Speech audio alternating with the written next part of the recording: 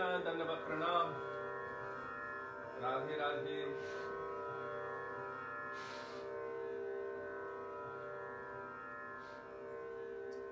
Srila Gurudev ki jai, Srila Prabhupada ki jai, Srila Pan Guru Varga ki jai, Pati Pavan Shri Nityananda Prabhu ki jai, Prem Purushottam Shachinandan Gaur Hari ki jai, Shri Shri Radha Vinod Bihari Ju ki jai, Harinam Sankirtan ki jai, Hare Krishna Mahamantra ki jai, Radha Ramana Ju ki jai, Giriraj Maharaj ki jai, Gaur Bhakta Vrind ki jai, Gaur Premanande Hari Hari Bol.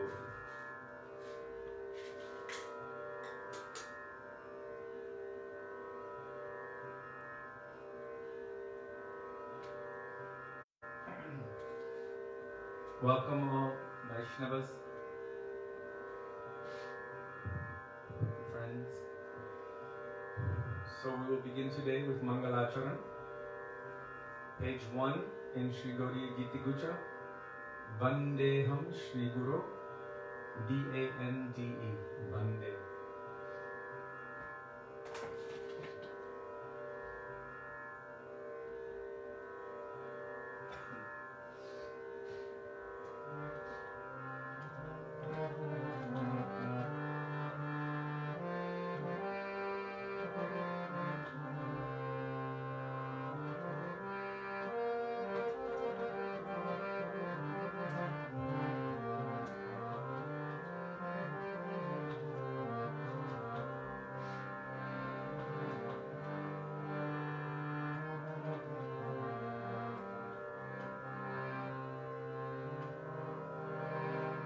Vandeham Shri Guru Shri Yata Padakamalam Shri Guru Vaishnavanscha Shri Rupam Sagrajatam Sahavanam Raghunatham Vitam Kamsajivam Sadvetam Savadhutam Parjana Sahitam Krishna Chaitanyadevam Shri Radha Krishna Padam Sahaganam Lalita Shri Nishadam Vitamshta Om Ajnanatirandhasya Jnananjana Shalakaya Chakshurunmilitam Yena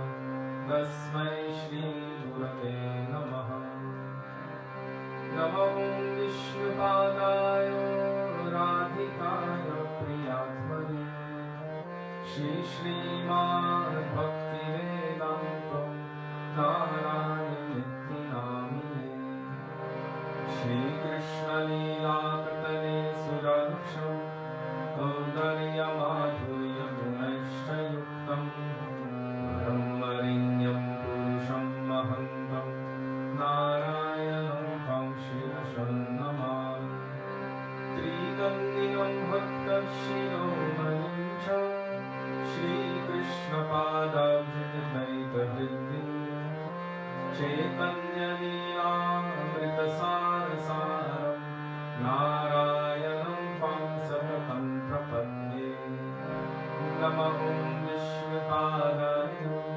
Krishna Preshthaya Bhutale Srimate Bhaktivedanta Swami Niti Namine Namaste Saraswati Deve Gauravani Pracharine Nirvishesha Shunyavadi Paschatya Deshakarine Namo Vishnupadaya Gaurapreshthaya Bhutale Shri Srimad Bhakti Pranyaya Keshava Niti Namine Pratimartya Charitraya Swashritananchapanine Jiva Dukhe Sadarthaya Shri Nama Premadayine Namo Vishnupadaya Krishna Preshthaya Bhutale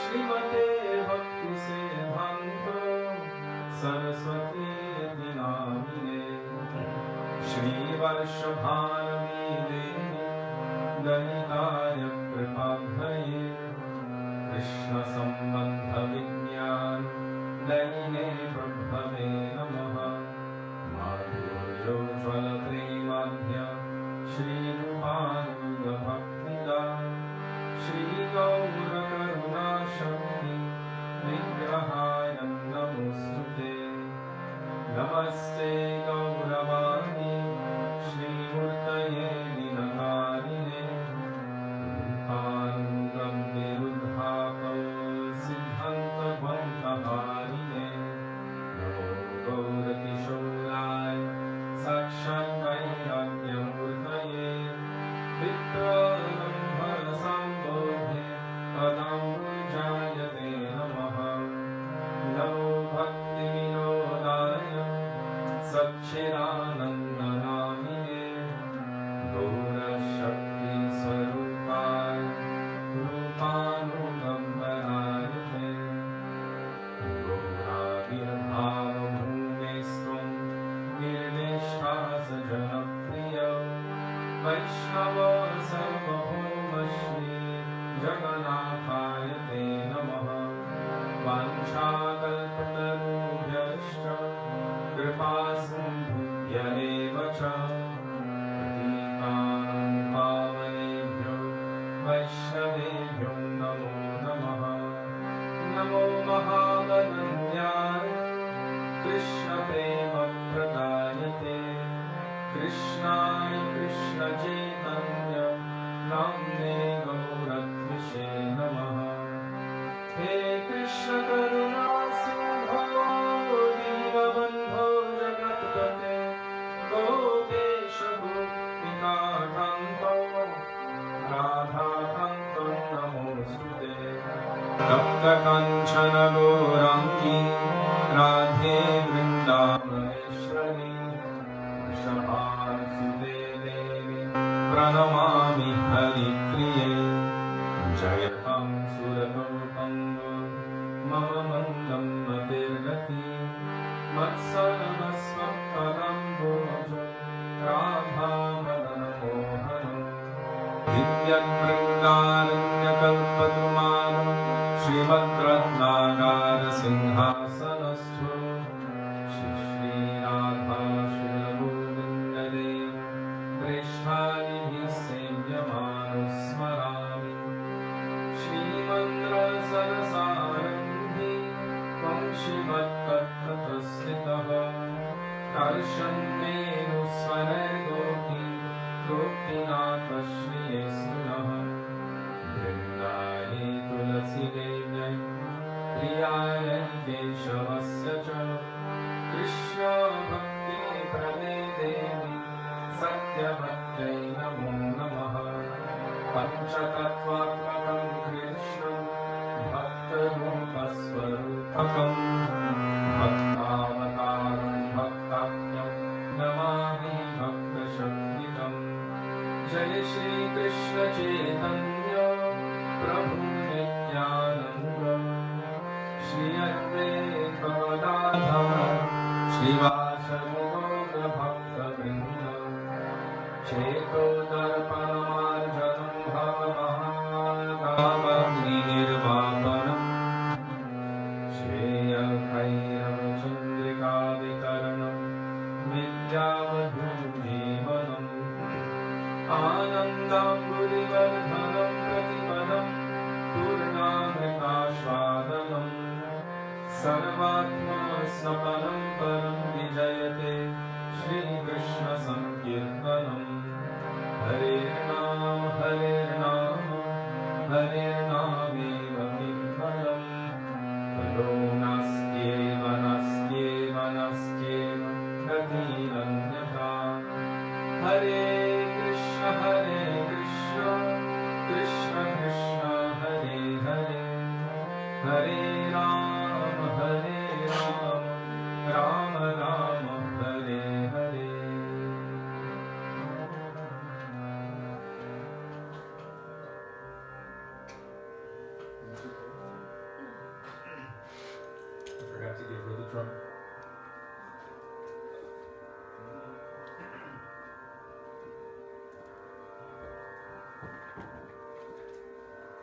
Put some water on it too.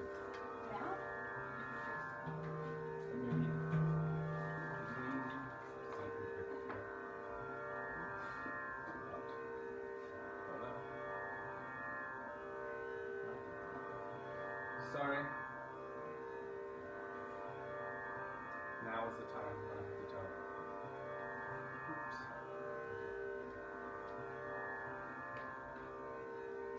Is it working?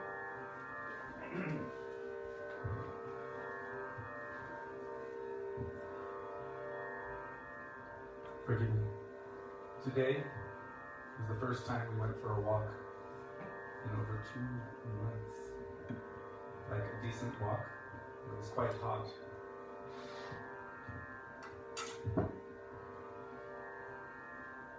So I forgot some things because it was too hot.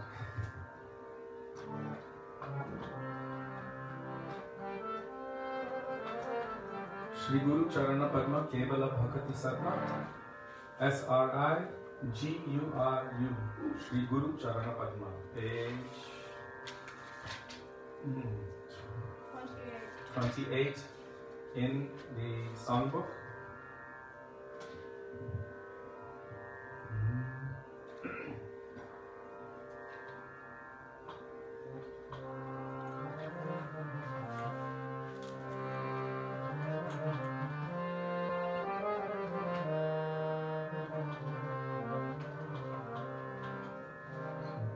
Sudevi is not able to be with us today.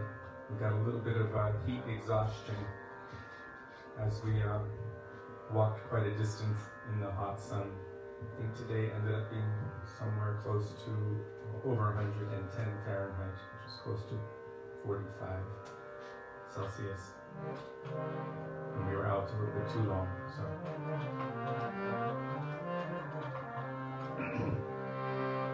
But she's fine. Okay, so Shri Guru Charana Padma. Shri Guru Charana Padma Kevala Bhakati Sadma Shri Guru Charana Padma Kevala Bhakati Sadma Bando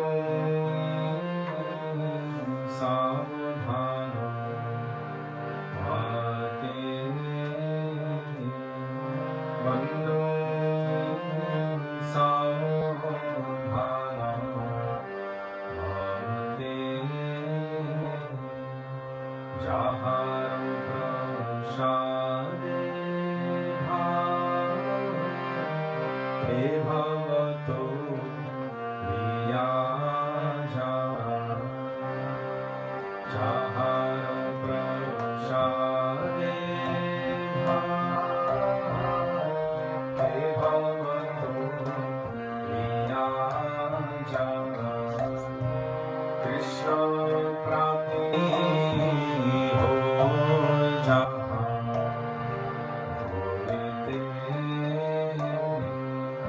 Krishna Prati ho jaha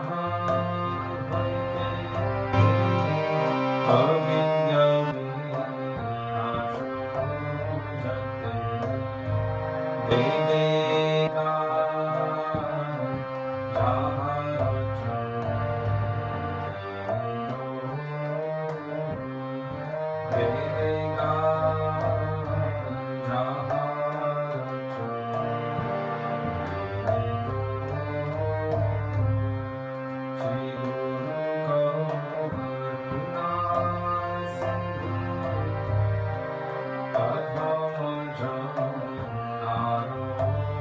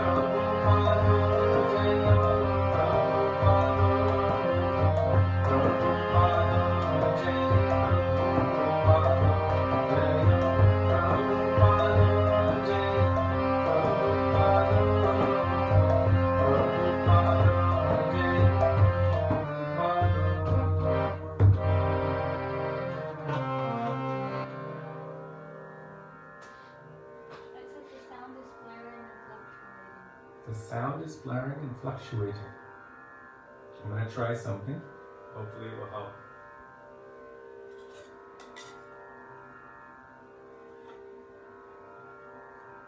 Come on. There we are. Haribol? Are we there? Are we there? No, it says it's live. Jai.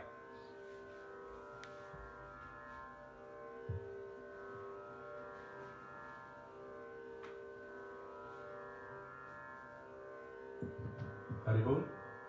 Okay?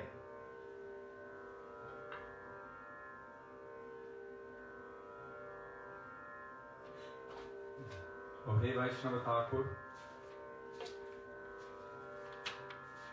When we were young, the Sri Guru Charana Padma bhajan was reserved for Srila Prabhupada. And I remember when other gurus came up, you weren't supposed to sing Sri Guru Charana Padma for them, but they had their own bhajans too. So for our local guru, the main song was Ebaro Kurna Koro. But actually, if you think about it, who wrote the bhajan? Sri Guru Charana Padma was written by Srila Narottam Das Thakur, who came at the time of Chaitanya Mahaprabhu, just at the time of Mahaprabhu's disappearance. And that bhajan says Sri Guru Charana Padma. And Guru Tattva is an eternal reality. So even as Srila Prabhupada himself said, Guru is one who appears in an infinity of forms to teach you, me, and all others. So if the personality whom we are praying to is qualified to be referred to as Sri Guru, or as Srila Gaur Govinda Maharaj said, one who is endowed with Shri, it means they are carrying the mood, the bhavs of Srimati Radhika and her love and affection for Krishna within their hearts, then we can sing this bhajan in relation to that person, Sri Guru. All of the characteristics, all of the qualities of Sri Guru are present. So it is not that it is only for one particular Guru for all time. It is for any qualified, bona fide spiritual master who may be referred to as Sri Guru. And the same with all of the bhajans for Vaishnavas. Sometimes it's easy to get caught in sentimentality when it comes to things like this.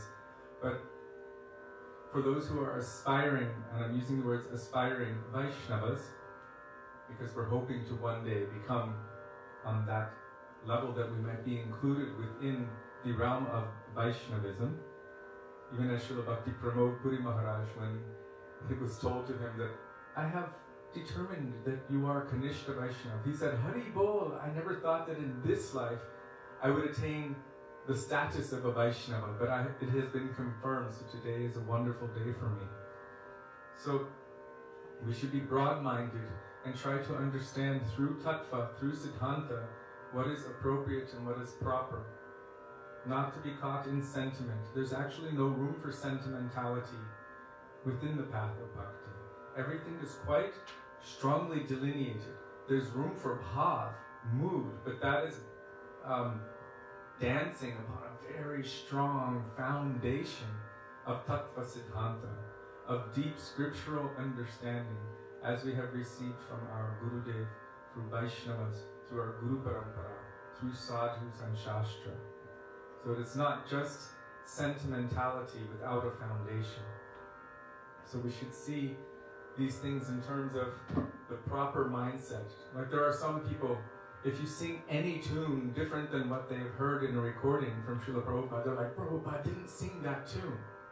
It doesn't mean that the tune is not bona fide. Maybe they never heard him sing that tune.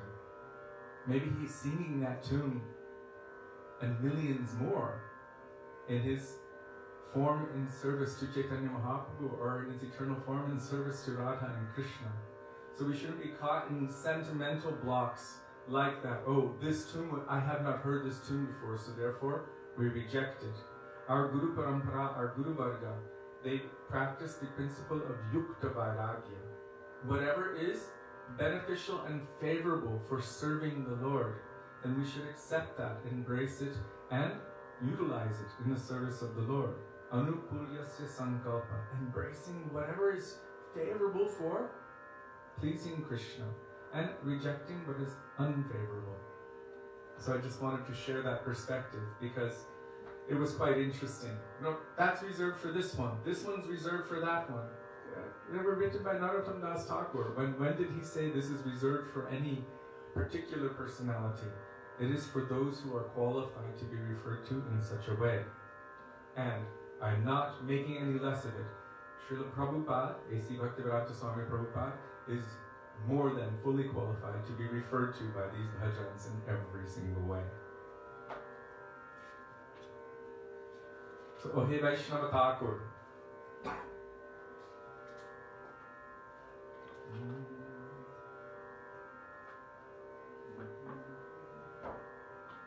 It's page 39, starting with O-H-E, Vaishnava, Ohe Vaishnava.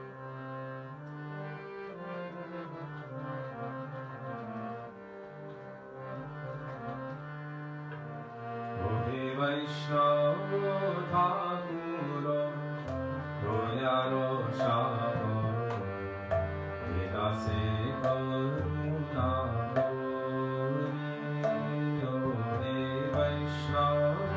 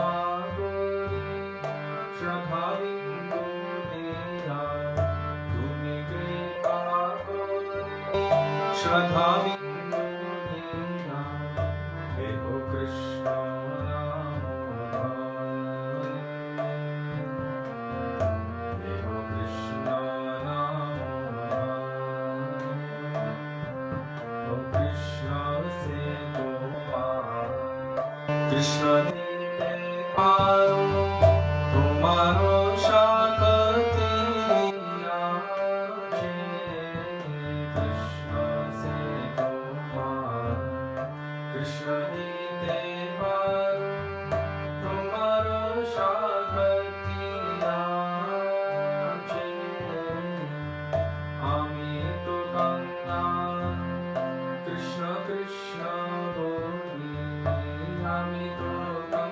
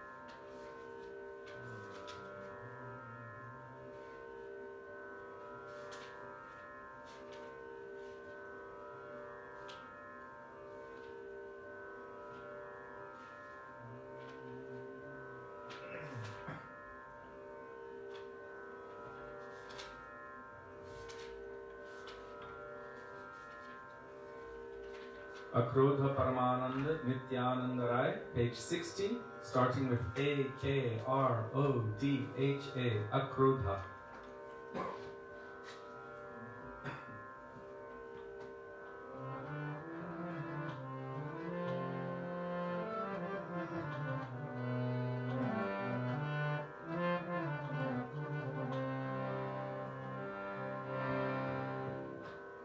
Before we sing any bhajan for Nityananda Prabhu or Mahaprabhu, we always first sing Panchatattva Mahamantra, which is Sri Krishna Chaitanya Prabhu Nityananda, Shri Advaita Gadadhar Shivasari Gaura Bhakta Vrinda.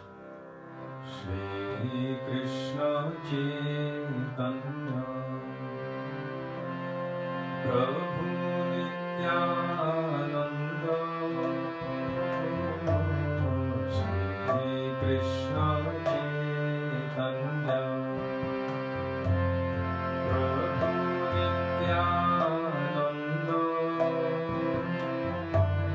Shri Advaita Gadadhar Shivasari Gaura Bhakta Vrinda. Shri Advaita Gadadhar Shivasari Gaura Bhakta Vrinda. Shri Krishna Chaitanya Prabhu Nityananda, Shri Krishna Chaitanya Prabhu Nityananda, Shri Advaita Gadadhar Shivasari Gaura Bhakta Vrinda. Shri Advaita Gadadhar Shivasari Gaura Bhakta Vrinda. Akrodha Paramananda Nityananda Rai, Akrodha Paramananda Nityananda Rai, Abhimano Shunyarita Nagare Vera, Abhimano Shunyarita Nagare Vera, Adhava Patita Jive Dware Dware Diya, Adhava Patita Jive Dware Dware Diya. Hari Nama Mahamantra Vichera Vilaya,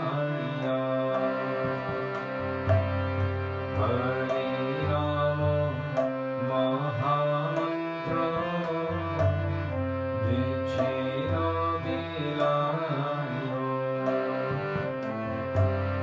Jai dekhe tare ko hai, Kante Trina Dhori, Jai dekhe tare ko hai, Kante Trina Dhori. Amare ki niyalo ho, bolo Gaura Hari. Amare ki niyalo ho, bolo Gaura Hari. Eko boli Nityananda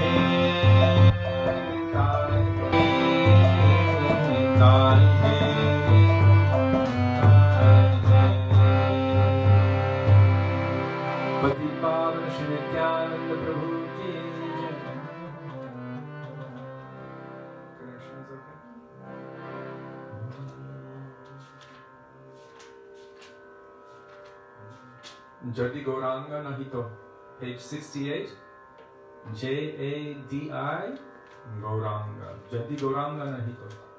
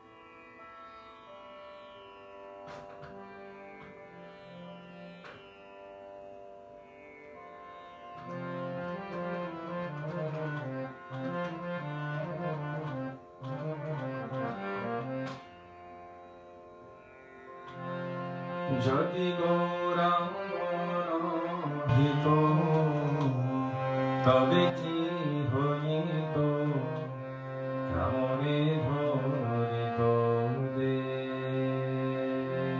যদি গৌরাঙ্গ নহিত তবে কি হইত কেমনে ধরিত দে রাধার মহিমা প্রেমর সীমা রাধার মহিমা প্রেমর সীমা জগতে জানা তোকে জগতে জানা তোকে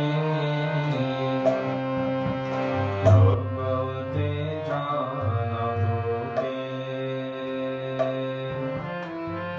জগতে জানা তোকে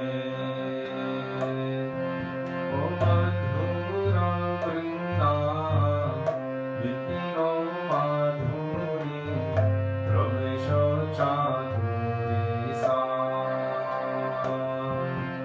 মধুর বৃন্দা বিপিন মাধুরী প্রবেশ চাতুরী সা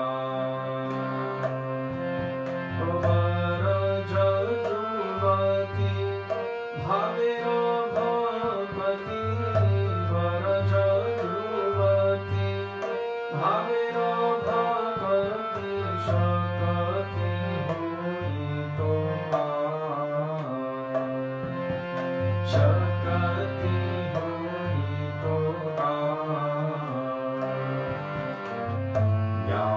পুর পুর গৌরাঙ্গের গুণ সরল হইয়া পুর পুর গৌরাঙ্গের গুণ সরল হইয়া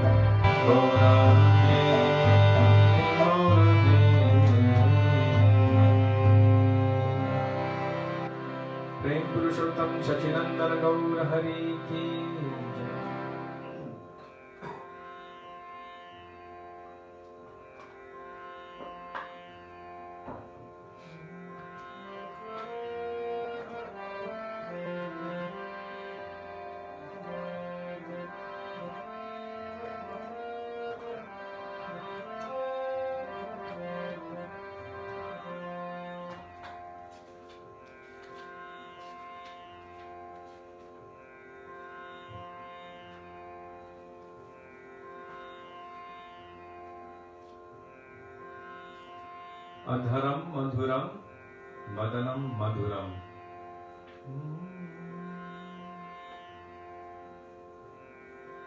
Page 293. Sri Madhurashtakam, Adharam, Adharam.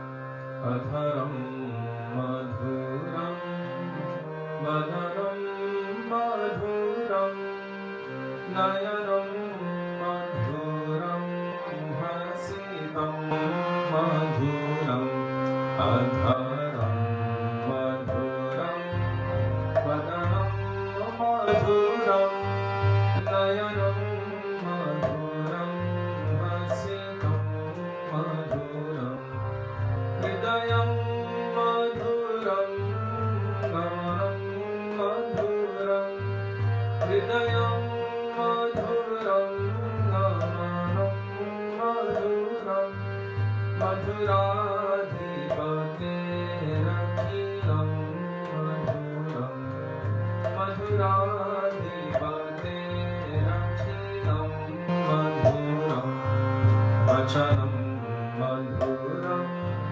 charitam madhuram, vasanam madhuram, valitam madhuram, vachanam madhuram, charitam madhuram, vasanam madhuram, valitam madhuram, chalitam madhuram, gamitam madhuram, chalitam madhuram, gamitam madhuram, madhuradhipaterakhilam madhuram,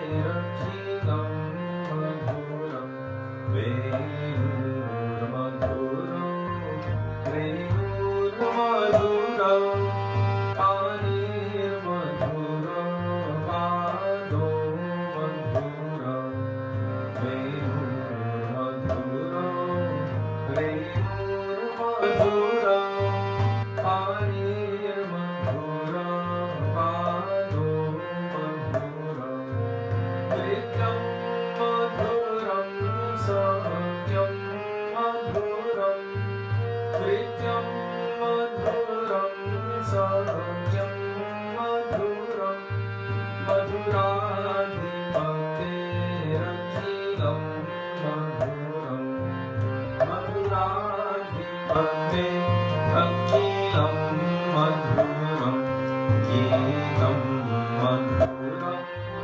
geetam madhuram, bhuktam madhuram, suktam madhuram, geetam madhuram, geetam madhuram, bhuktam madhuram, suktam madhuram, rupam madhuram, tilakam madhuram, rupam madhuram, tilakam madhuram, madhuradhipaterakhilam madhuram, madhuradhipaterakhilam madhuram, karanam madhuram, karanam madhuram, haranam madhuram, ramanam madhuram,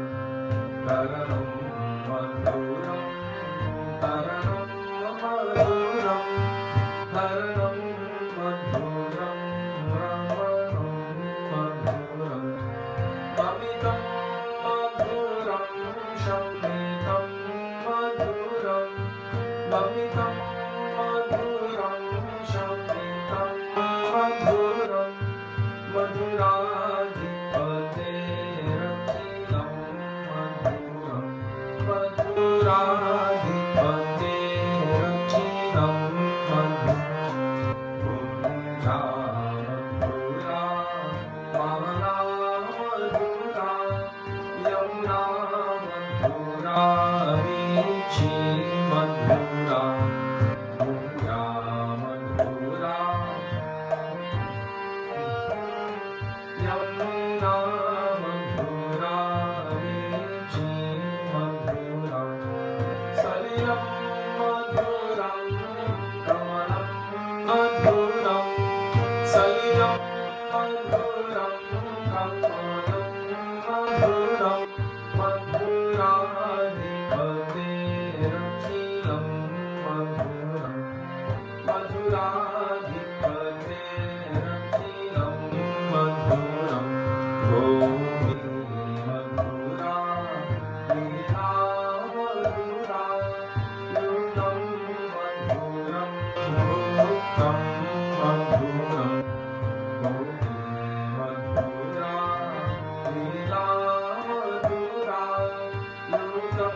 madhuram bhuktam madhuram Krishtam madhuram Shrishtam madhuram Krishtam madhuram Shrishtam madhuram Madhuradhipateranam madhuram Madhuradhipateranam madhuram Gopa madhura Daro madhura Yashir madhura Shrishir madhura Gopa madhura Daro madhura Yashir madhura Shrishir madhura Lalitam madhuram Lalitam madhuram Lalitam madhuram Lalitam madhuram Madhuradhipateranam madhuram Madhuradhipateranam madhuram Radhanam madhuram Radhanam madhuram Nayanam madhuram Hasitam madhuram Adharam madhuram Madhanam madhuram Nayanam madhuram Hasitam madhuram Hridayam madhuram Ramanam madhuram Hridayam madhuram Ramanam madhuram Madhuradhipateranam madhuram Madhuradhipateranam madhuram Krishna Hare Krishna Hare Krishna Hare Krishna Hare Krishna Hare Krishna Hare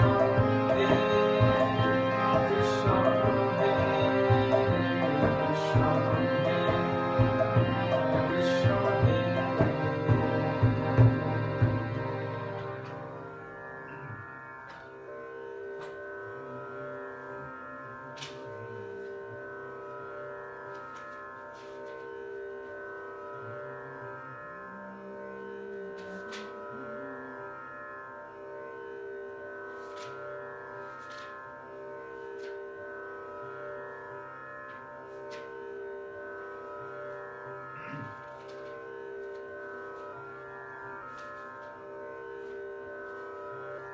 Somehow I have arrived on this page 279, Sri Radhikashtakam by Srila Krishna Ras Kaviraj Goswami, Kumkumakta Kanchanabja, Kumkumakta,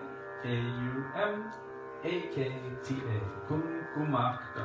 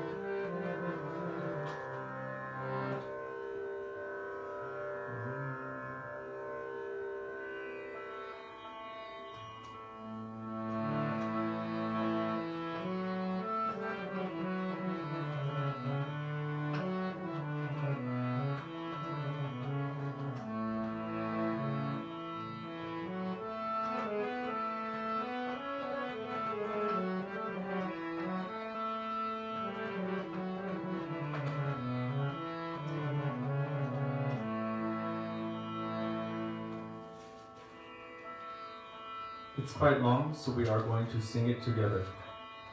So I'll sing it slowly so we can sing it together. Try to follow the tune.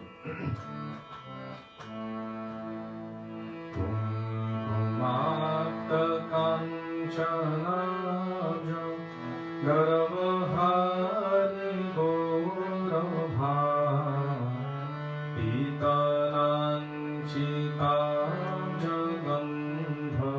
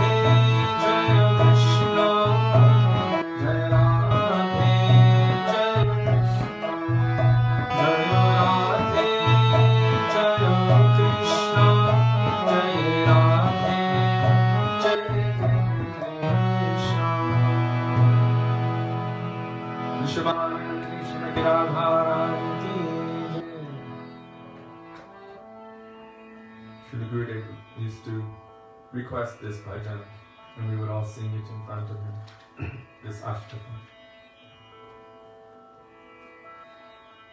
Now it is time for the apex, Hare Krishna Mahamantra.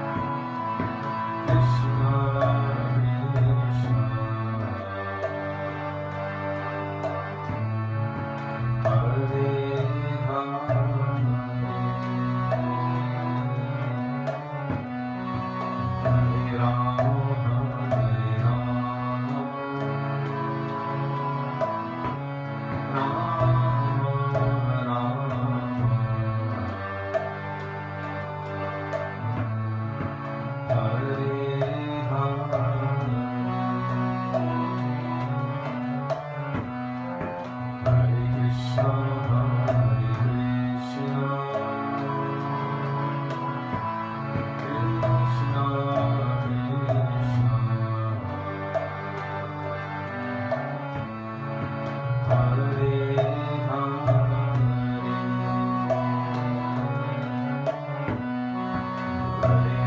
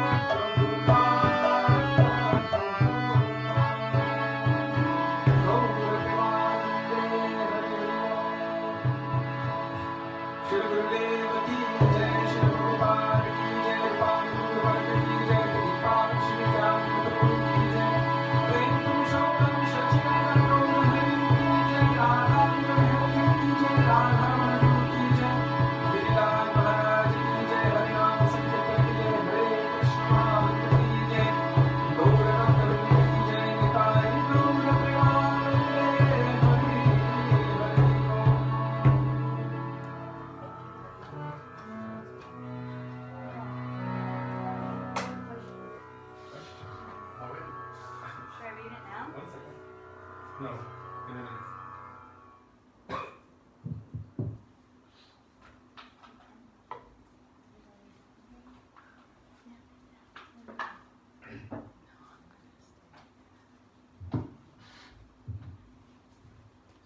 Gurve Gaurachandraya Radhikaya Tadale Krishnaya Krishna Bhaktaya Tadbhaktaya Namo Namah Ajnanatimirandhasya Jnananjana Shalakaya Chakshurunmilitam Yena Tasmai Shri Gurave Namah Namah Vishnupadaya Radhikaya Priyatmane Shri Srimad Bhaktivedanta Narayan Nityanamine Namah Vishnupadaya Krishna Presthaya Bhutale Srimate Bhaktivedanta Swami Nityanamine Vanchakalpatarubhyascha Kripa Sindhubhya eva cha Patitanam Pavanebhyo Vaishnavebhyo Namo Namah Shri Krishna Chaitanya Prabhu Nityananda Shri Advaita Gadadhar Shivasari Gaura Bhakta Vrinda Hare Krishna Krishna Krishna Hare Hare Hare Rama Rama Rama Hare Hare Mukam Karoti Vachalam Pangum Nangayate Girim Yatkrapatamaham Vande Shri Guru Dinatarinam.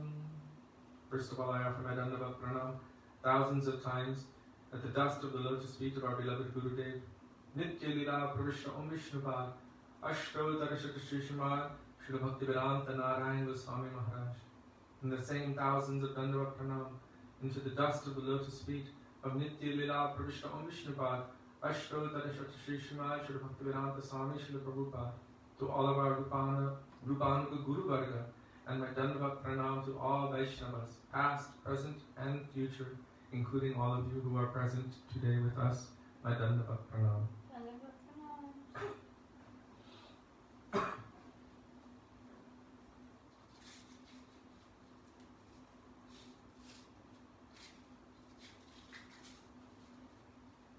So, we have a question. She said, is Krishna consciousness a religion? If not, how is it different? If it is it the highest or is it the only true path? Very good question. And Jiva Pavan replied and said, Krishna consciousness is the university study of spiritual life. But Krishna says, everyone follows my path in all respects. Is Krishna consciousness a religion?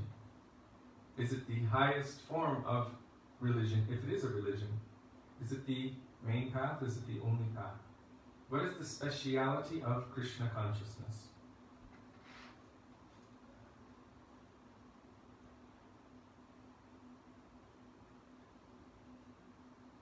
If you look at most scriptures of the world,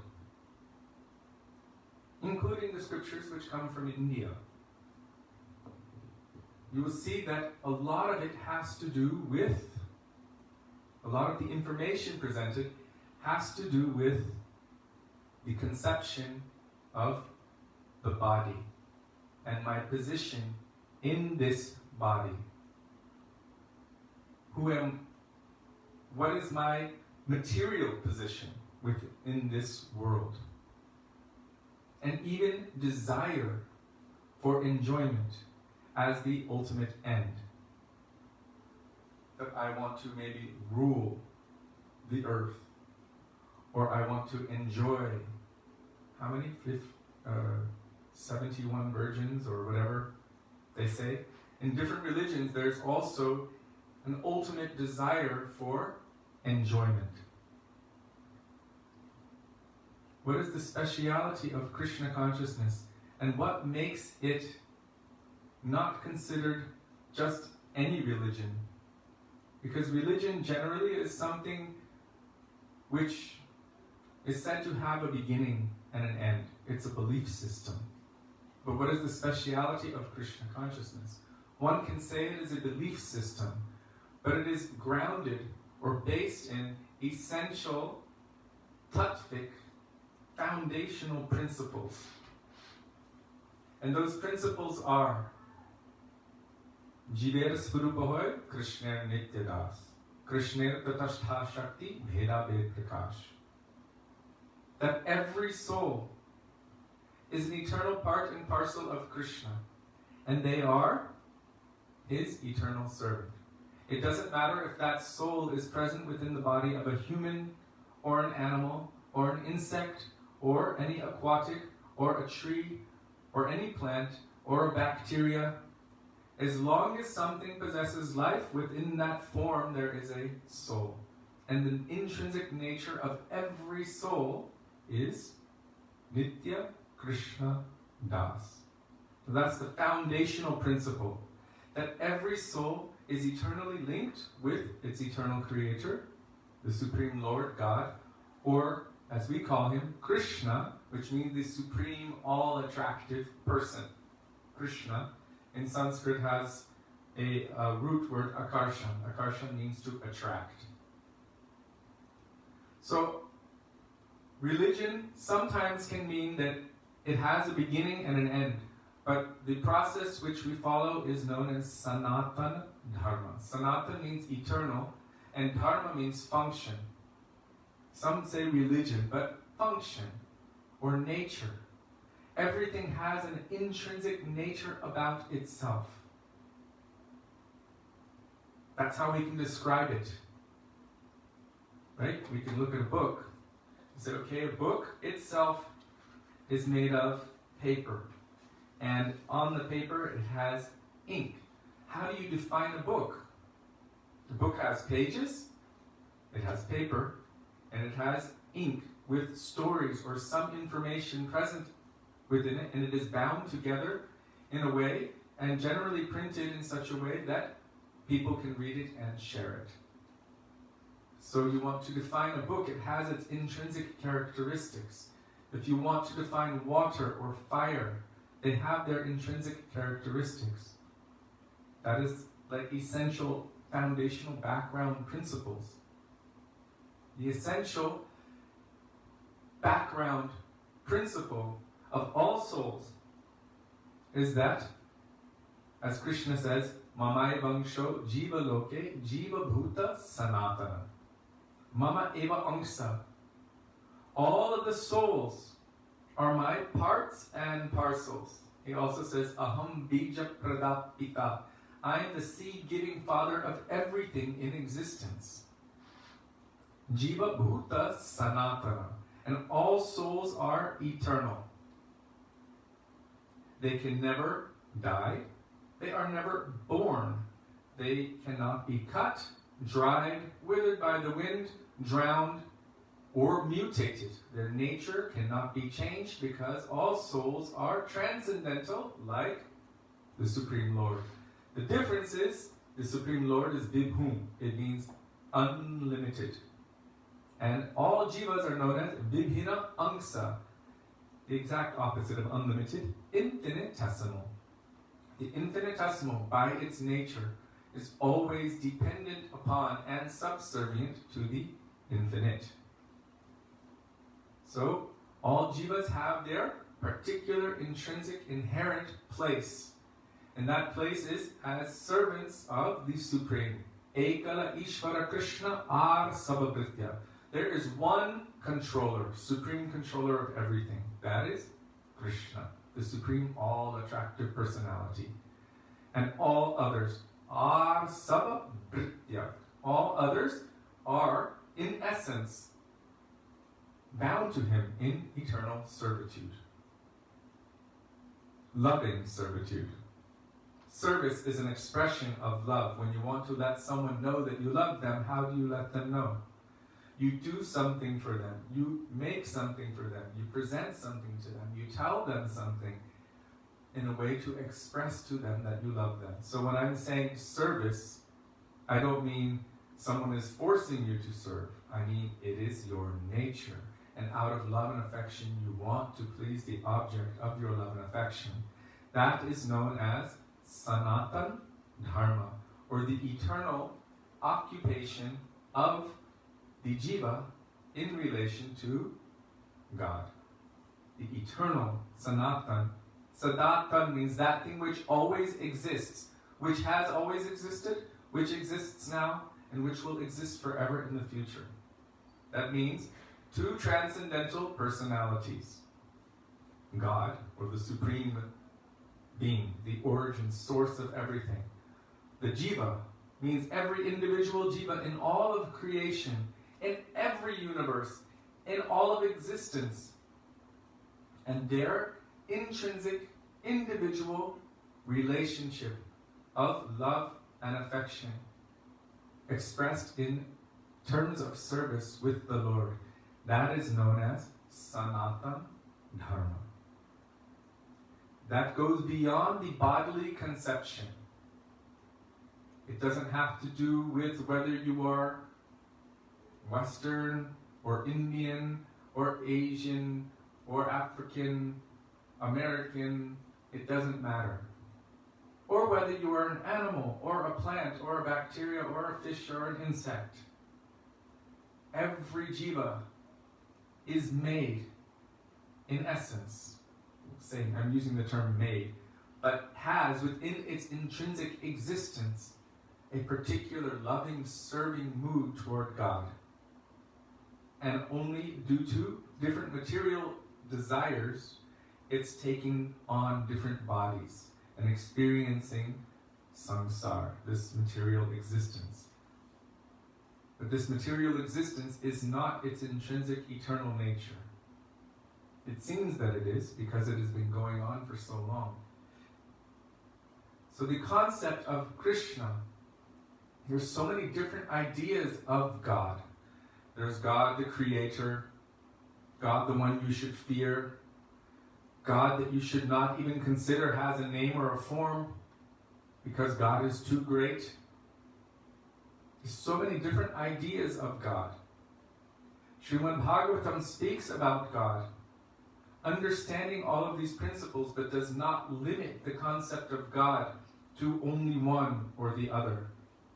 Although Shastra says, the scripture says, that the Supreme Lord is Atmaram and Aptakam, completely self-satisfied and has no desire outside of himself, does not need anything. Yet, the scriptures say that we can see him according to three different perspectives. And it is true in one sense. There is nothing outside of God that God needs, because everything is within God's creation. Whatever he desires is instantaneously manifested, and everything is within him.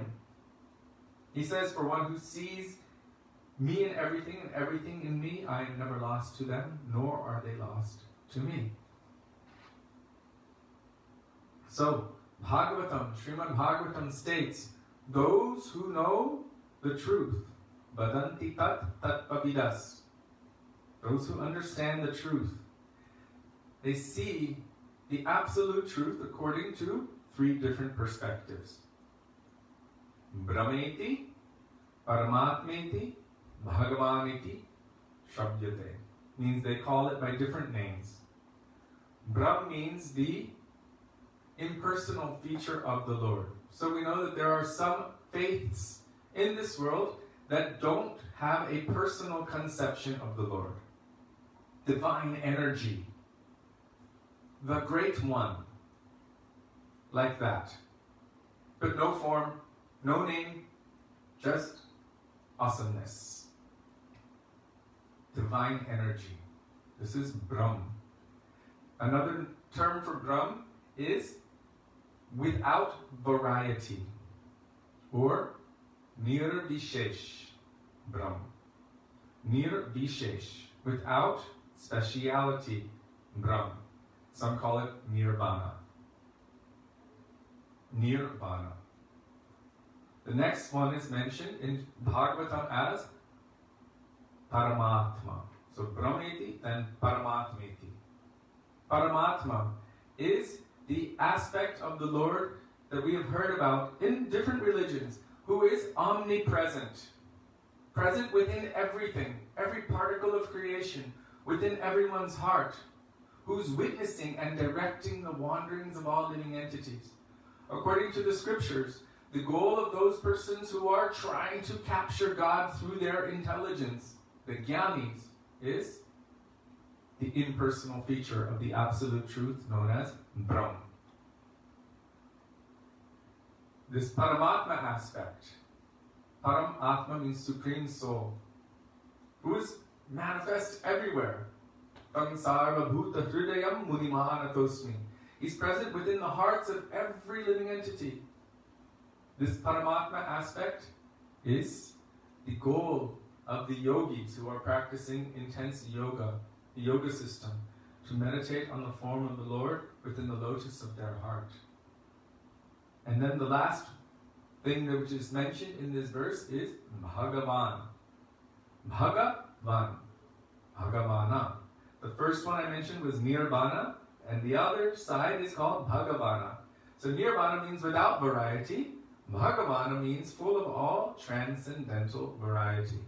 As our Param Gurudev Srila Bhakti Pragyan Kishori Goswami Maharaj tells in his Sri Vinod Vihari Tattvashtakam, Sagunam Nirgunam Tattvam Bheda Bhedam Vachintyakam Shakti Shakti Matorakyam Jugapat Vartate Sada. So what is he saying there? That both are present there. Sagunam. All qualities must be there because he's the source of everything. We cannot deny him in qualities. How do I have qualities? How do I have form? How do I have feelings, emotions? How can I possess something that doesn't have its origin in the source of everything? It's not possible. Then I would have something more than the absolute. That doesn't even make sense at all. If it is absolute, it possesses everything. So I'm using the term it at the moment. So there's nirvana, means without variety. Nirvishesha Brahm. The aspect of Godhead that is without speciality. The white light, so to speak. And then the opposite side of the spectrum is known as Bhagavana. Bhagavana means full of all transcendental variety. There's a definition given for Bhagavan. Aishvaryasya samagrasya viryasya yashashashriya. I know it in English. I forgot the last 2 lines at this moment. I had a dream. I had a lot of sun today, and I had a dream when I took a nap in the afternoon that I couldn't remember the shloka I was trying to tell during the class. And it came about. So,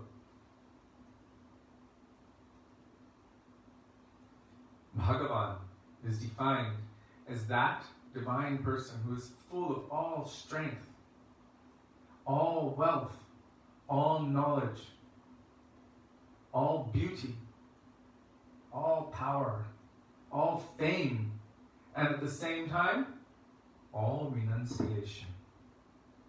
Anyone that has any of these qualities, even in a little amount, is quite attractive. That's what every tabloid is about. Every news article is about. Super smart person, super strong person, super wealthy person, super beautiful person, super famous person, super renounced person. Everyone wants to know about those who have those qualities. If you can take anyone with any one of those qualities and just increase those qualities a little bit, how attractive is it? We want to know. But the Supreme Lord possesses all amazing qualities in its full maximum capacity simultaneously. Therefore, he is known as Bhagavan or Krishna, Supreme All-Attractive Personality. So it's not that Krishna is just a blue boy running around in Vrindavan. There's a massive tattva, or essential foundational truth, behind who and what Krishna is. So if we understand this basic principle, Srimad Bhagavatam takes us through 9 cantos first, describing the awesomeness of God. Amazing awesomeness. The grandeur of Godhead. Even speaking about Mahavishnu, as he's simply lying there on the causal ocean, millions and trillions of universes are manifesting from the pores of his body on his out-breath, while he's in cosmic sleep. And everything comes to life and expands. And then as he breathes in, everything contracts and goes back into his form again. Basically mixes up, and then he breathes out, and it comes back out again. Our universe, this time, is 311 and some trillion years of our years. That's the duration of our current universe. Other universes are much longer lived, some may be shorter, but in the history given in Sri Chaitanya Charitamrita, our Brahma was the smallest. So our universe may be the smallest. It might be. So some universes may be 500 trillion years or more. Depends on when they came out from him. Oh, the ones that came out will go back in last, right? They came out first, they go back in last. And this is the Supreme Lord in the form of Vishnu, breathing, simply through breathing. So the concept of God is awesome. He doesn't even have to, he doesn't worry about anything. Everything, all of his desires, anything he has is automatically fulfilled. He's self-satisfied. I'm speaking about this subject because I want to establish Krishna in terms of tattva. Because there's so many ideas of God, but it's quite easy to materialize the aspect of God. That God's sole existence is to worry about the plight of the humans on earth. But our conception of God is so much more profound than that. What is our worry on earth got to do with God and his eternal pastimes and pleasure? He doesn't worry about us. That's not his concern. We are experiencing material creation according to our desires, and he's set everything up perfectly to move in a certain way.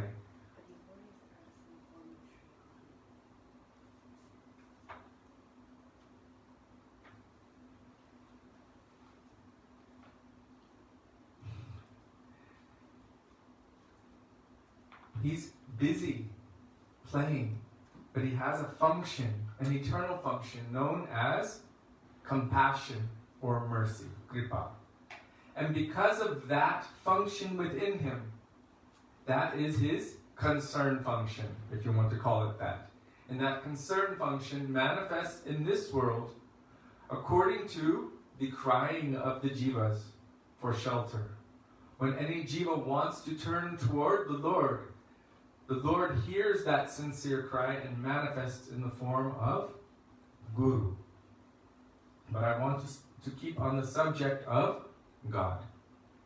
So this idea of Mahavishnu, his function is creating simply through his breathing and destroying the material universes. He doesn't even have to think about it.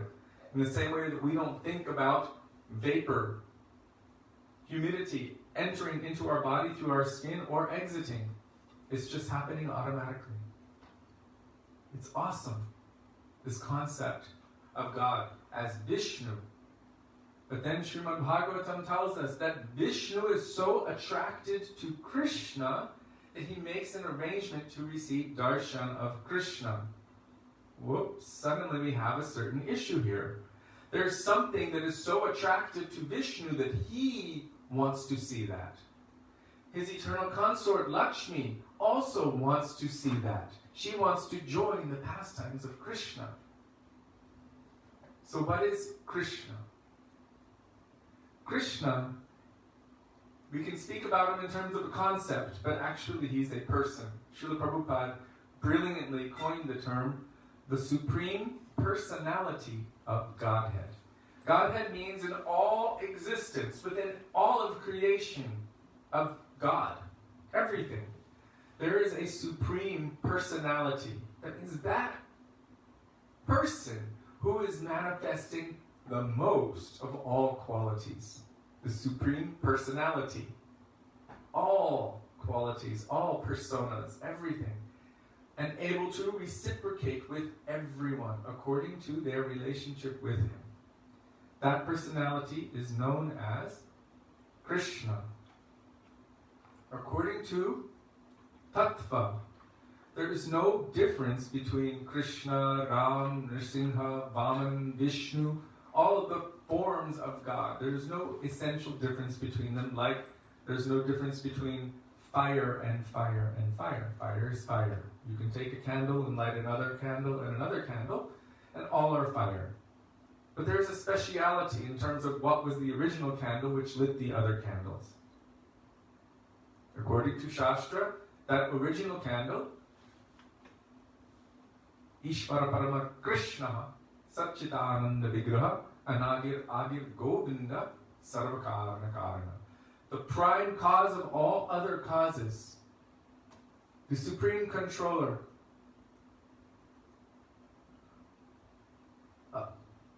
from whom everything has manifested. There is nothing which came before him, and he is the original. Anadir Adir. That is Govinda or Krishna.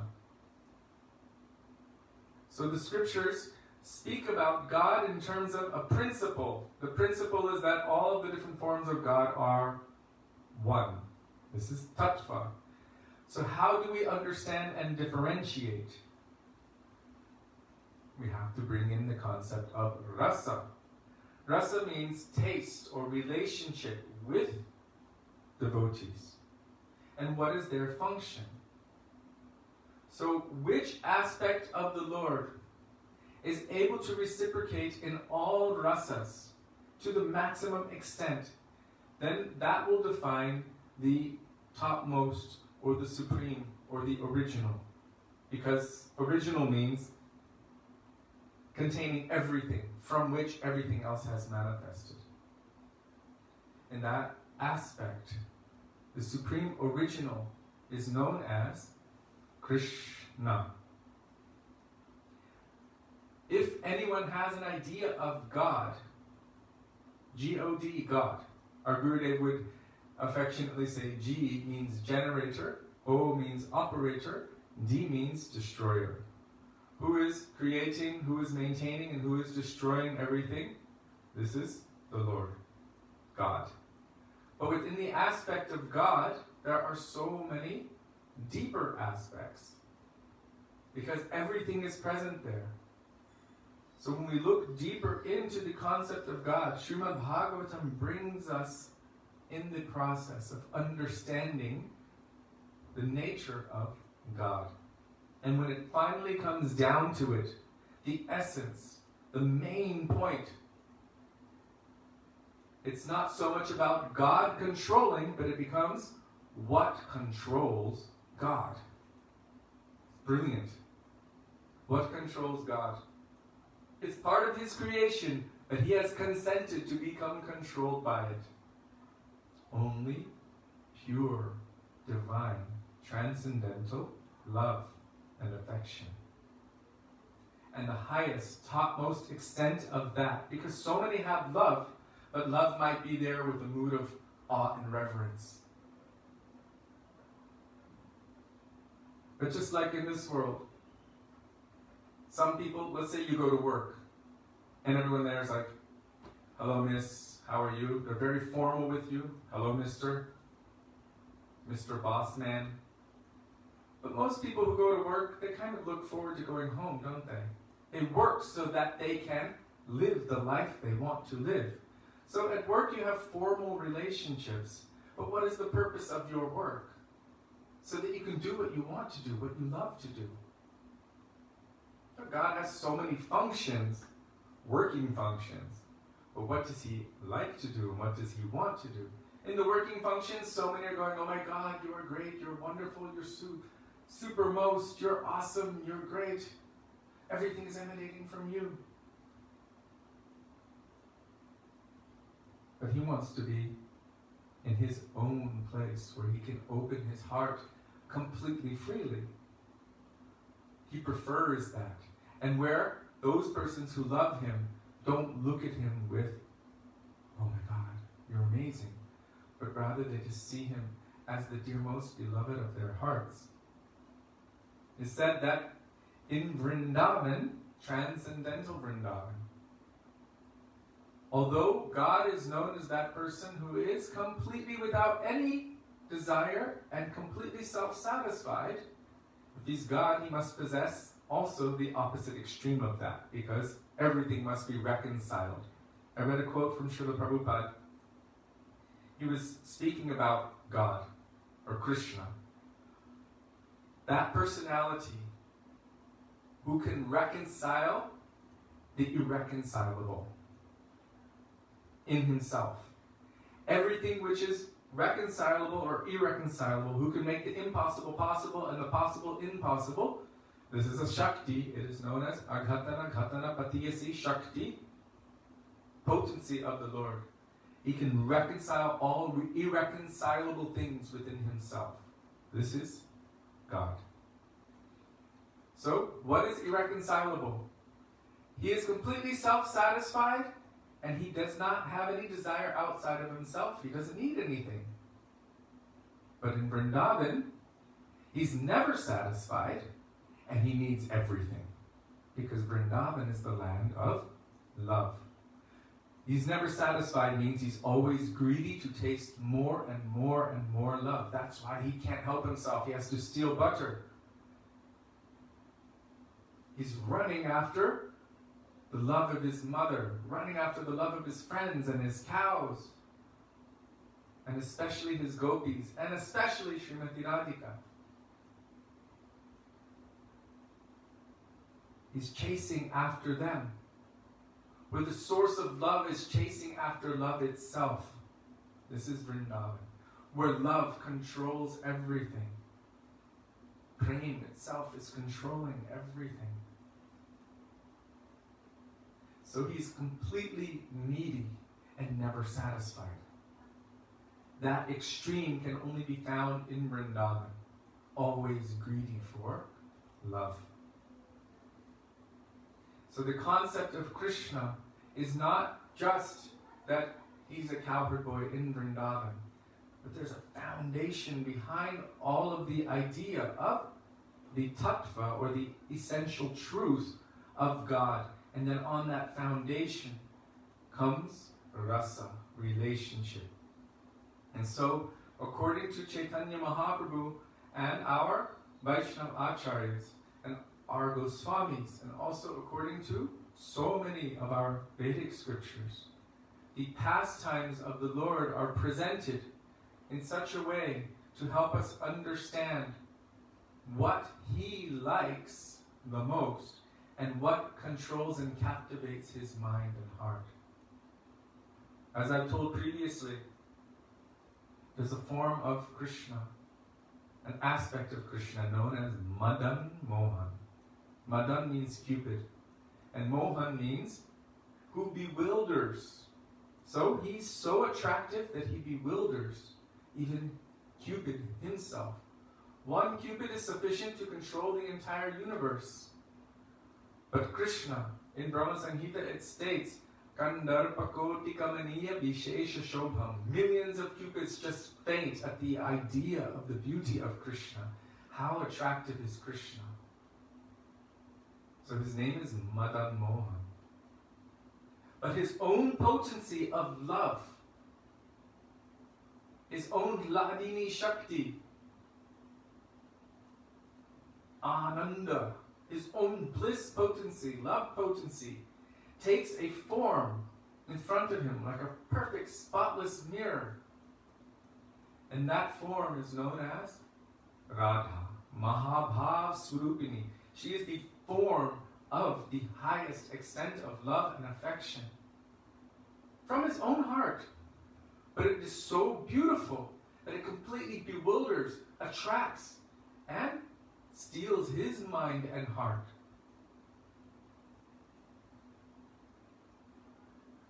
His own love potency.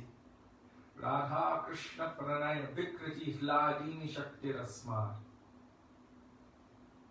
These forms are manifest for the exchange of love and affection. She is that manifestation of his inherent internal desire to experience that. And the nature of her love is so great that Krishna himself forgets himself and becomes subservient to that love. And therefore, her name is Madan Mohan Mohini. Krishna is known as Madan Mohan. Millions of Cupids faint upon seeing his beauty. But what is the most beautiful thing for him? That even he himself feels, I cannot repay.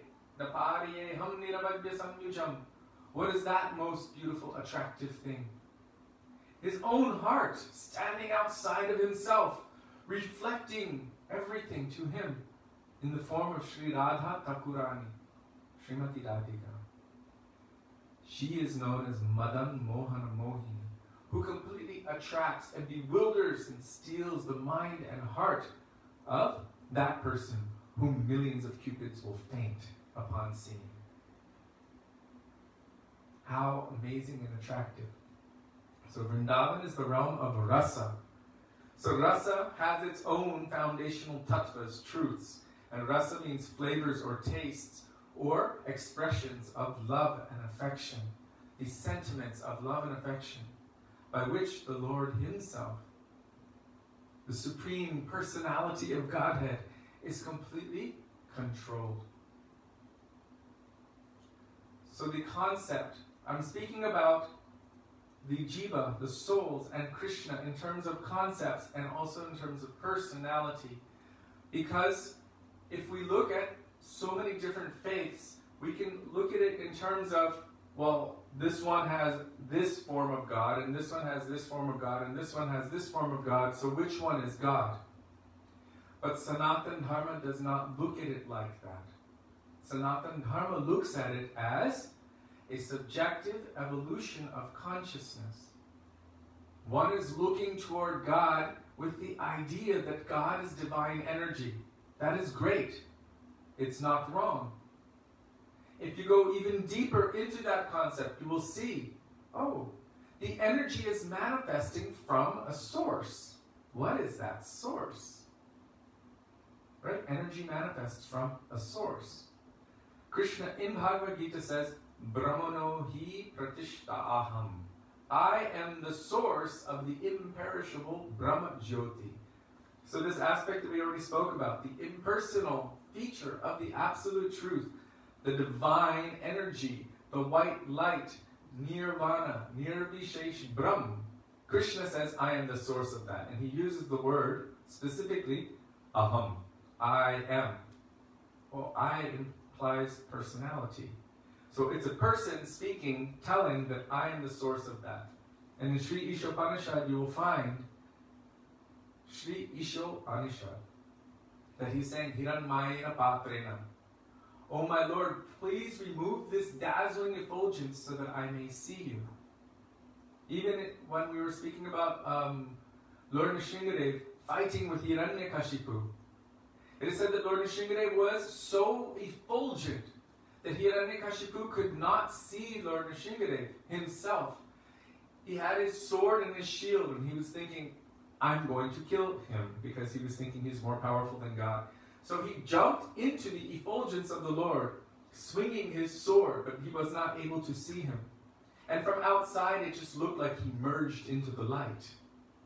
But inside, there was a form, the form of Sri Narasimhadev Bhagavan. So in Sri Ishopanishad, he's praying to the Lord, please remove your dazzling effulgence so that I may receive your darshan. So some are looking toward God, thinking, oh yes, this impersonal aspect. I don't want to ascribe any personality to God, because then I might make a material idea of God. Even looking at God in terms of energy, we are still making a material idea of God. Many years ago, maybe you might be familiar with it, some of these TV stations, and they just have some teachings coming up, and they show God as a ray of sunlight coming through the clouds. That's matter. The sun is made of matter, the clouds are made of matter, the sun ray particles are made of matter. It's a manifestation of God, but the idea that this is God is quite mundane. So we tend to project our mundane ideas of what God is based on our mind. That's why our scriptures give us a more exact idea of how God appears, what God does, how God relates. We don't just create or concoct any form from our minds, but we follow according to what is manifested, what has been revealed, what has been witnessed and experienced by the seers of the truth, Tattvadarshi. And too many have experienced this and shared that with us, so then we go with that flow. What is in the scripture we accept. So the difference between general paths, I'm not saying that this is better in one sense. It's more complete. More complete. Because within the concept of Krishna, or Krishna consciousness, is also included all other conceptions. The idea of Paramatma, the idea of God being a person, the idea of love of God, the idea of God being maybe not a person. All of that is also included within, but it's bringing us gradually, according to our own progression, like the progression of Gopkumar. It's bringing us toward our ultimate destination. In the introduction to Bhagavad Gita, Srila A.C. Bhaktivedanta Swami Prabhupada, he said there are so many ideas and so many religions and so many ideas of God. But who God is, what God is doing, how you can relate with God on a personal and loving level, these things are generally not told. These are generally not told, but the process of Krishna consciousness brings one to the idea of awakening a personal, loving relationship with God based on the expression of love, which is service. So it is beautiful, it is sweet, it is all-encompassing. So I'm going to use the word complete. Complete.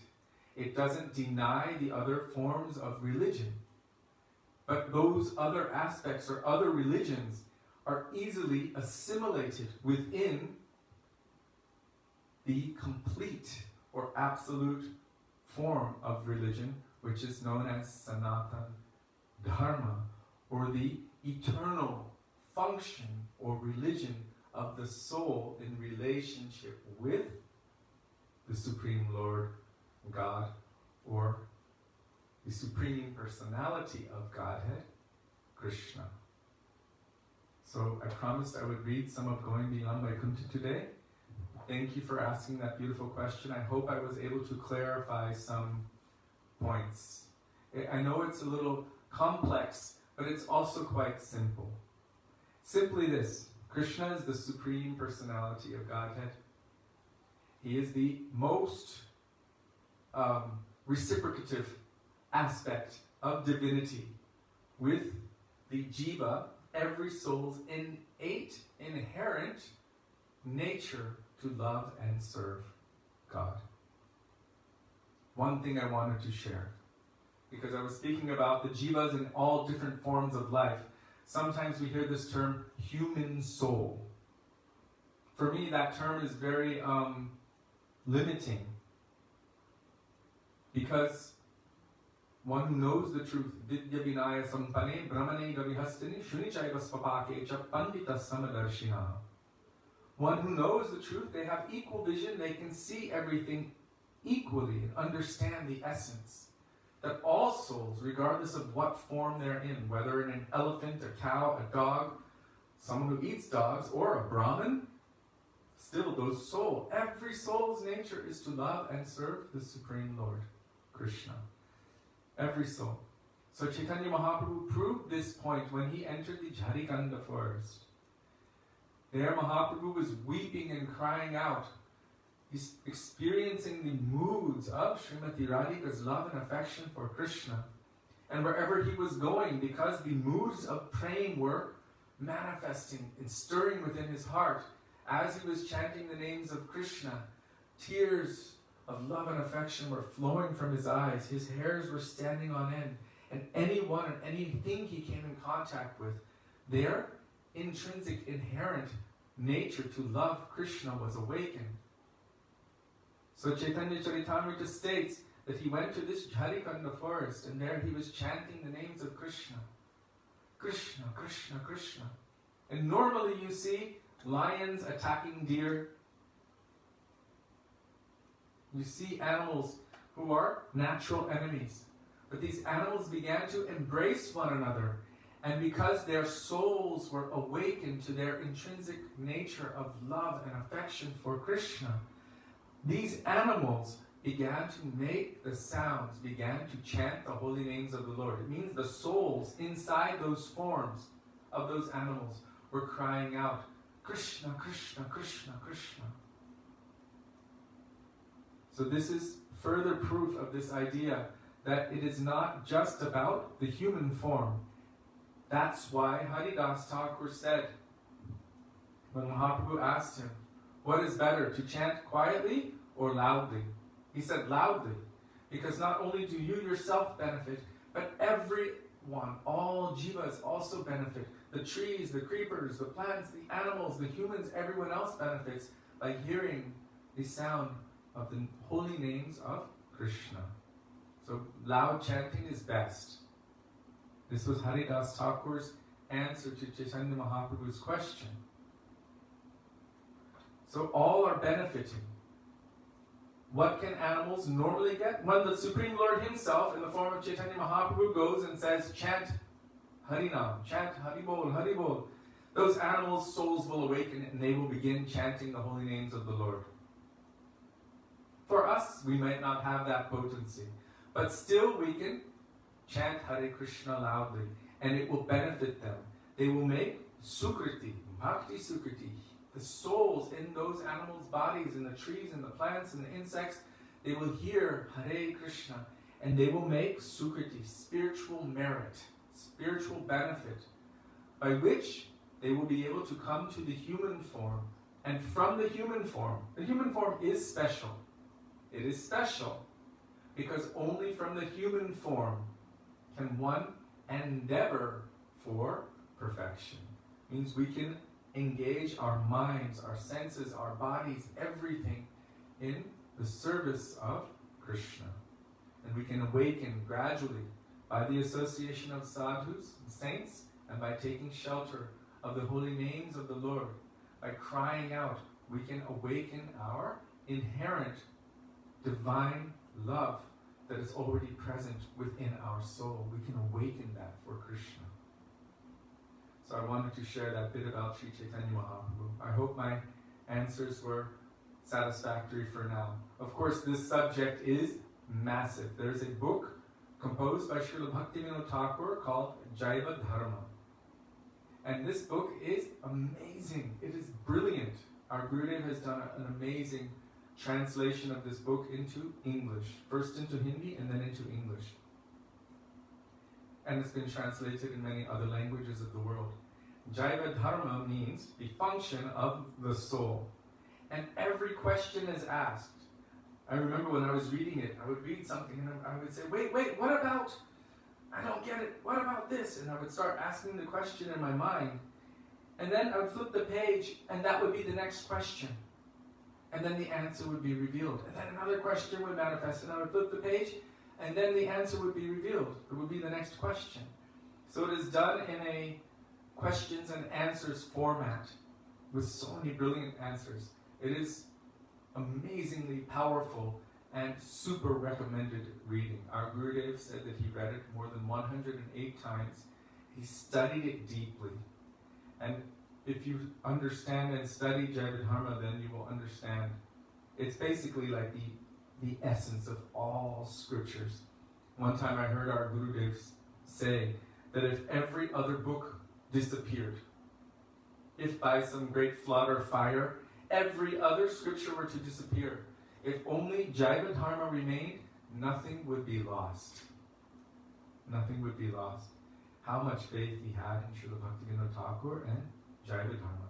Because it's the condensation and the essence, the revelation, the essence of the revelations of all Vedic scriptures is present within Jaiva Dharma. From the beginning, Jiva Tattva, right to the very end. Eternal loving service to Shri Radha and Krishna in Vrindavan. Everything is present there in such a beautiful way. So I am promoting and recommending this amazing scripture.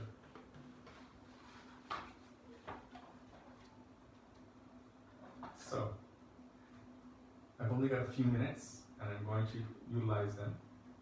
Before opening or going beyond Vaikuntha, I'm going to pray to Sri Sanatan Goswami in the words of Raghunath Das Goswami, Vairaga Duga Bhakti Rasam Prayatna Apayanan Mam Anubhipshamandam Kripam Vidirya Paradukuduki Sanatanastam Prabhum Ashrayami. Praying in the dust of the lotus feet of Sri Sanatan Goswamipada and our Gurudev, the commentator, Srila Bhaktivedanta Narayan Goswami Maharaja, that may even a particle of their moods which is present within these pages manifest within our hearts. So last time,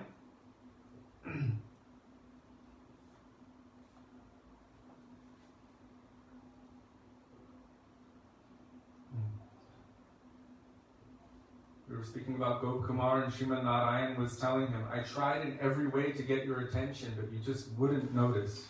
Even a pigeon who was shot by a hunter circumambulated a temple, and because of that he was given liberation. What took you so long? You were creating great distress for me that you were not coming back. So, here we have the Lord feeling compassion and expressing that he is feeling distress because he has vatsalyata. All souls are his children, so he has a mood of vatsalyata, parental affection toward all souls. And if he sees that we're struggling in the material world and suffering so much, he tries to give us help, but he will not force us. Like our Gurudev said, you can lead, well, there's the saying in English, you can lead a horse to water, but you cannot force him to drink. The Lord does not want to force us. He's given us our independence. But seeing our condition, seeing our suffering in one form, in the form of Narayan, he is feeling some sadness. What is my eternal devotee doing? He's bound in such a way that he's experiencing birth, disease, old age, and death again and again and again. So he was telling him, it was quite, you have given me so much suffering, is what the Lord told Gopakumar. I don't know why it took you so long. You didn't do anything. You remained in bad company. You always spoke about mundane subject matters. You were always absorbed in material sense enjoyment. You never did anything to bring yourself in my direction. I thought, by any means I must save him. So I arranged for you to take birth at Govardhan. Then I myself came as your guru. That was none other. That was me. So here we see that the Lord himself came as the Guru. But we should also understand that our Guru is a manifestation of the Lord. The Lord is manifesting from our heart, Chaitya Guru, because the conditioned soul cannot see him directly. Jive shakshat nahitate Guru Chaitya Rupe. Chaitanya Charitamrita says, because we cannot directly see him, he manifests externally as our Diksha and Shiksha Gurus to give us instruction and help us. So here the Lord is saying, I gave you the Gopal mantra, and then I kept coming in the midst of your progress to nourish your mantra and strengthen your sadhana. So we talked about it last time. Chakudan diloje janme janme Prabhu se.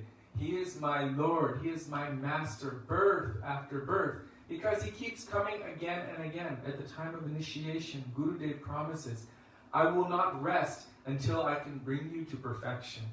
Just hold on, follow my instructions, hold on to this rope and don't let go. So there's a requirement on our part, and Guru keeps coming back again and again, trying to help us. Our Gurudev said, one will not meet such a Guru in 1 or 2 lives, but only after thousands of births will one receive a Guru who can lead him to me. This is actually the quote. So Srimad Narayan is saying, one will not meet such a Guru in 1 or 2 lives, but only after thousands of births will one receive a Guru who can lead him to me. The fact that most of us have come into the association of transcendental personalities, Sri Guru, like our Srila Gurudev Bhaktivedanta Narayan Goswami Maharaj, Srila Gaur Govinda Goswami Maharaj, Srila Bhakti Pramod Puri Goswami Maharaj, Srila Bhaktivedanta Swami Prabhupada, Srila Bhakti Rakshak Sridhar Maharaj. The fact that we have come into the association of such personalities is unprecedented, but it is not that we have just come in just now. The fact that we can be discussing and hearing these subjects about Krishna is proof, according to Shastra, Aho bata svapachat togariyan. It's quoted in Srimad Bhagavatam. Aho bata svapachat togariyan. There it is said that you should understand that by the time one has faith in the name of Krishna, that you have already done all other processes. You have gone to all holy places, bathed in all holy rivers, gone to all places of pilgrimage, done all austerities, studied all scriptures. How many thousands of lifetimes must that have been? Srila Bhaktivedanta Bharati Maharaja explained a minimum of 100 lifetimes to come to this point. Minimum. It means we have actually been struggling and endeavoring on this process of devotion to awaken our souls to their nature of loving service to Krishna. Here it says, for thousands of births. So we shouldn't waste time. We've worked so hard to come this far. But only after thousands of births will one receive a Guru who can lead him to me. I came to you in many forms and gave you inspiration. I instilled spiritual strength within you and told you all of the deep secrets of bhajan. Now it is very good that we have finally met, and I am very happy. You will stay here now and not go anywhere else.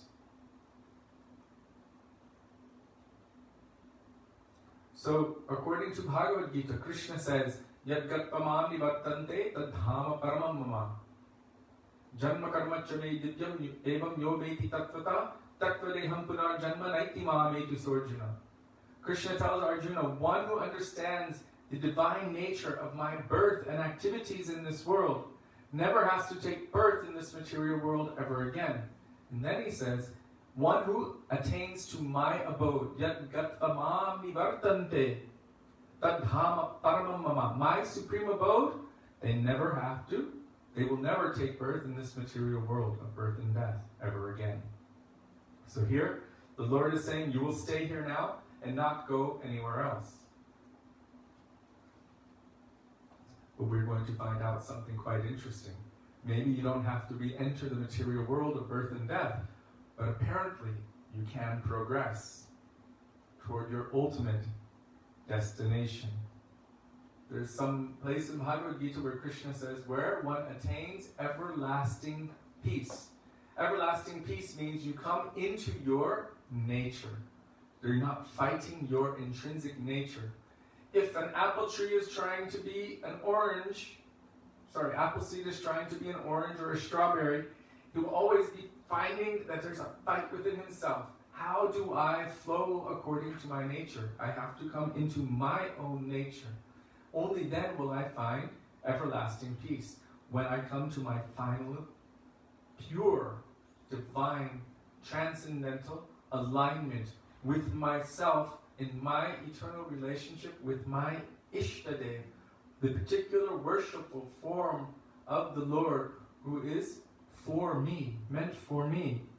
My eternal relationship with the Lord. When that alignment comes together, that is the meaning of everlasting peace. It's not boring. It just means everything is flowing perfectly as it should flow. So here, Srimad Narayan is telling Gopakumar, now that you will stay here now and not go anywhere else.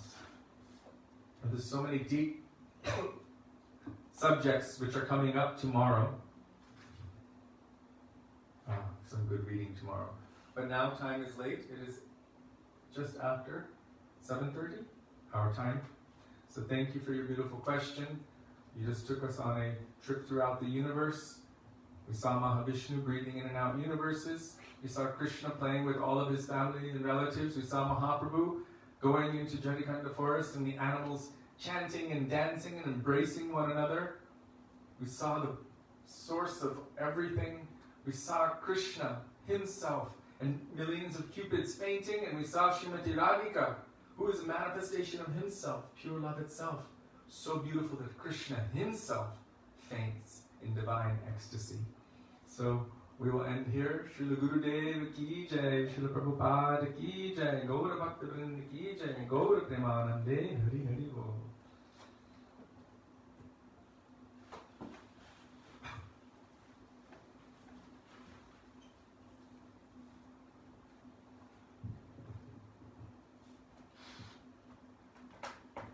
There's a lot more to say about religions. I forgot to say certain things, but I think we have to say it next time. What is a religion and what is not considered religion? I forgot to speak about that.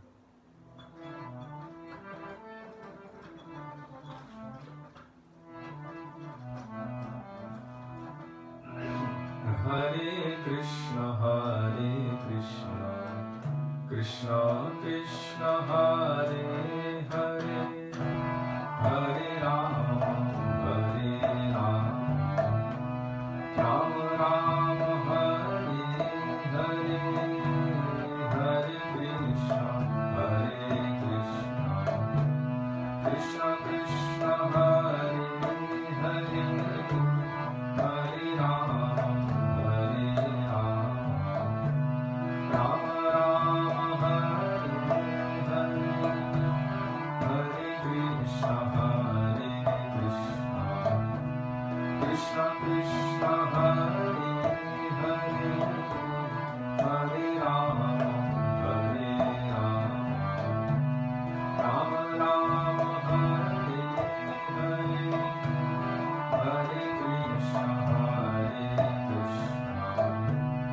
Krishna Krishna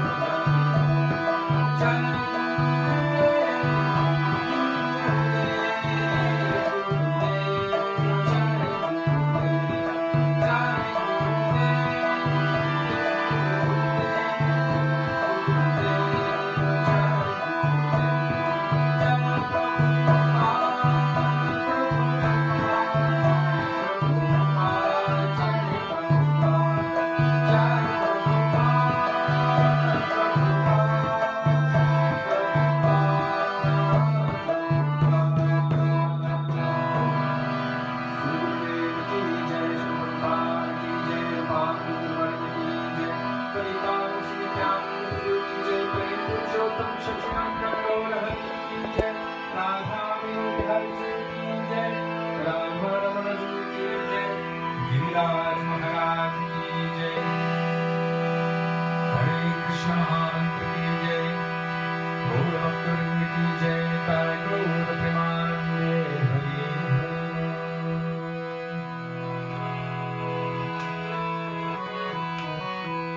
Govinda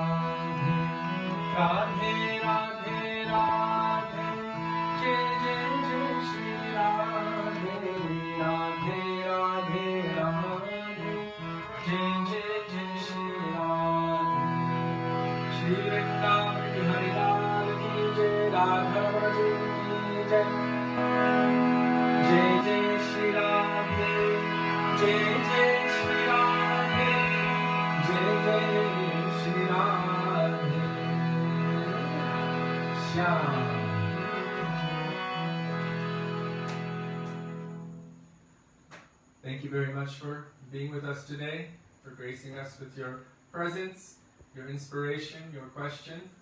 We look forward to being with you all tomorrow. Hare Krishna, Dandava Pranam.